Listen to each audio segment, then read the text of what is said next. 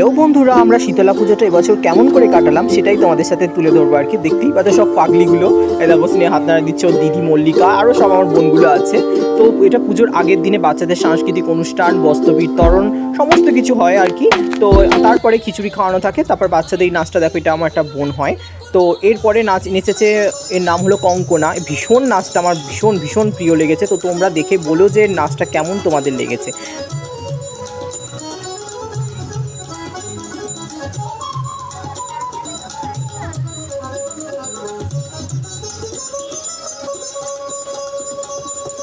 তুমি তন্দ্রাহরণী,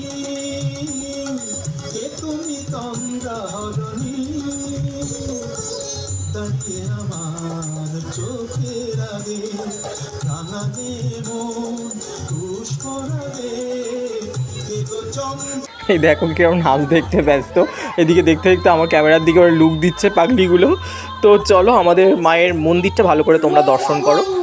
তার আগে দেখে নাও যে রাঘব কেমন কবিতা বলছে, আমার বন্ধুর এই ছেলেটা, ওর নাম হলো রাঘব। তো মায়ের মন্দিরটা দর্শন করো, সত্যি খুবই সুন্দর লাগছে, তাই না বলো? মায়ের মন্দিরটা নবনির্মিত আর কি, নবনির্মিত বলতে তাই 5 বছর হয়ে গেছে।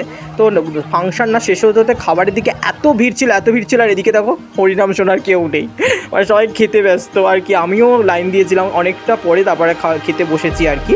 তো দেখতে পাচ্ছি অলরেডি খিচুড়ি আলুরদম দিয়েছে, এটা আমার স্কুল ফ্রেন্ড হয় আর কি, অনেক দিন পরে দেখা হলো। তার ওর স্নেহা, ওর দিদি মল্লিকা, সবাই মিলে একসাথে আমরা খেতে বসেছি আর কি। তো মেন আকর্ষণ ছিল খিচুড়ি আলুরদম কিন্তু নয়, মেন আকর্ষণ ছিল এঁচোড়ের বিরিয়ানি আর স্টাফ পটাটো। ভীষণ ভীষণ সুন্দর রান্না করেছে, যিনি করেছেন ভীষণ, আর মায়ের প্রসাদ তো অনেক সুন্দর খেতে হয়েছিল। তো হরিনাম সবাই শুনতে ব্যস্ত। তারপর এদিকে দেখো, এনাকে চেনো কিনা জানি না, বুলাদি। ওই তো আমার কয়েকটা ভিডিওতে তোমরা দেখেছো, খাওয়াটা আমি মজা করে তুলছিলাম আর কি। তো দেখতে দেখতে মায়ের পুজোর দিন চলে এলো। এদিকে মা ফলের ডালা, ফুল সমস্ত কিছু সাজিয়ে রেখেছে। আমরা ফুলের মালাটা আগে দিতে গিয়েছিলাম। তো দেখো এদিকে সবাই ব্রাহ্মণ, বাসাকরি সবাই পুরো কাজ করতে ব্যস্ত আর কি। তো সবাই দেখো মায়ের মন্দিরটা তখন মাকে সাজানো হয়নি ফুল দিয়ে।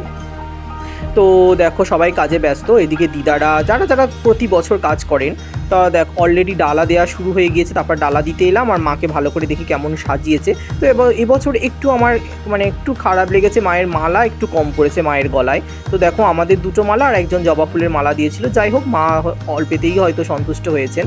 তো দেখো এদিকে সবাই ডালা দিচ্ছে, সেটাই নাম লিখছে সবাই, মানে চরম ব্যস্ততা আর কি। তো তারপরে মায়ের কাছে গন্ডি দেওয়া শুরু হয়ে গেছে, দণ্ডি কাটা, আমি সরি গন্ডি বললাম, অনেকে গন্ডি দণ্ডি দুটোই বলে, যাই হোক দণ্ডি কাটছে। আর এখানে দেখো যাদের মানসিক থাকে তার মায়ের পিঠের ওপর সন্তানকে শোয়াতে হয়, এটা হচ্ছে নিয়ম আর কি, অনেকে করে যেটা।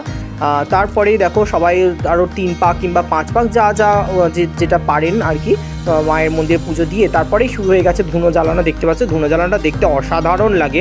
অনেকে আবার আমার একটা কমেন্ট করেছিল যে এটা কেন করে, মানে যেটা তো যারা জানেন না, এটা মায়ের কাছে মানসিক যে যেমন পারে করে।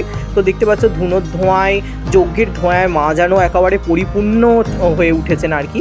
এই দেখো সেই বুলা দিয়ে ধুনো পোড়াচ্ছে, আর আমরা জোর করে বলতে ওনার স্বামীকে কোলে বসিয়েছি। ধুনো পোড়ানোর এক নিয়ম আছে যে তার আত্মীয় স্বজন বা পরিবারে তার কোলে বসে, ওনার স্বামীকে আমরা জোর করে বসিয়েছি। তো দেখো মায়ের মঙ্গল আরতি চলছে, তো তোমরা সেটাই আনন্দ উপভোগ করো এবং ভক্তি সহকারে দর্শন করো। তো তারপরেই শুরু হয়ে গিয়েছিল পরিক্রমা আর কি। তো এটা দেখতে ভীষণ ভালো লাগে, তোমরাও মায়ের পরিক্রমা দেখো, দেখে বলো যে আমার এই ছোট্ট বলবো না, আমার ব্লগটা কেমন লেগেছে, দেখে আমাকে অন্তত কমেন্ট করে জানিও। আর পুরো ভিডিওটা প্লিজ দেখো। আর মা শীতলার দয়ায় তোমরা সবাই ভালো থেকো, সুস্থ থেকো, রোগমুক্ত করেন যেন, সবাই ভালো থেকো। চলো টাটা।